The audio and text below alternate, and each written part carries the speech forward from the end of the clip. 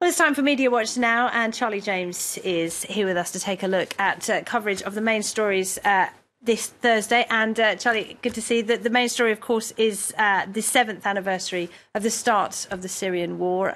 We have been talking about this conflict an awful lot here on France 24 over the years, a conflict that has changed, which has killed so many people and left so many people homeless. You've been looking at some of the coverage today. That's right. And 7 years on, I want to draw to the attention of our viewers a few pieces published today about compassion fatigue or outrage fatigue with the Syrian conflict. Starting with this one from CNN, where they really put it quite bluntly, saying 7 years on, the West should stop feigning heartbreak over Syria. This is a piece from Nick Patton-Walsh. He is one of their international correspondents.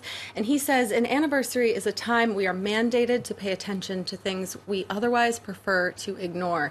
He says that what's happening in the UN and people saying how we can't let this continue and never happen again are really belying the fact that people just don't really care because it's not affecting their daily lives. And he argues that until something happens where it starts affecting cities in the Western world, that's what it's going to take for them to get involved. On the same theme, in the same vein, BuzzFeed has a piece that's being shared a lot today on social media saying, here's why you probably won't read this article about Syria. They did an analysis showing that the number of shares on Facebook, Twitter, and other social media sites on the major stories, the most shared stories about Syria, are just a tenth of what they were a year ago. And this is in the last 2 months when the Eastern Ghouta conflict has been raging. So it's not as if there aren't new stories, terrible stories of thousands of people leaving and people being killed every day. It's just people aren't sharing it. They have reached this point of fatigue. They interviewed the executive producer of Al Jazeera Plus, who said that they've hit a ceiling in shocking people, that they feel like there's nothing that they can show anymore. I think Aleppo was that point that was crossed, probably, wasn't it? The siege of Aleppo, when we saw images day after day after day. I mean, we've seen dead children. We've seen people bleeding. We've seen people getting rescued out of rubble. And this is, to move on to the next one, this is what the New York Times talks about today in this piece. The real face of war, it may be this boy in a pink sweater. They say that we've grown desensitized to images such as these of people being pulled out of rubble, from hospitals, bleeding, and that what it really might take are images like this little boy. It's a blurry snapshot of him on his couch, something that any parent around the world could have taken. They take these types of photos every day. But this little boy just happened to be born in Eastern Ghouta, and he died in this very pink sweater.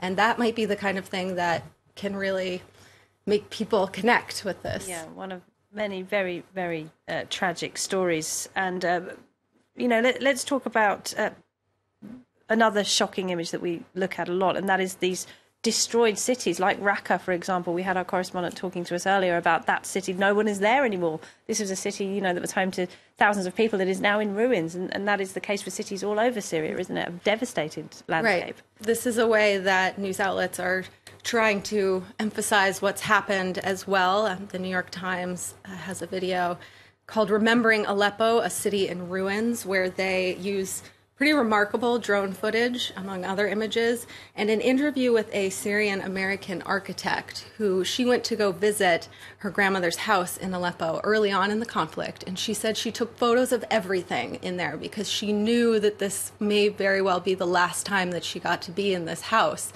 And then went back to America and from afar watched as her city was destroyed, her grandma was evacuated.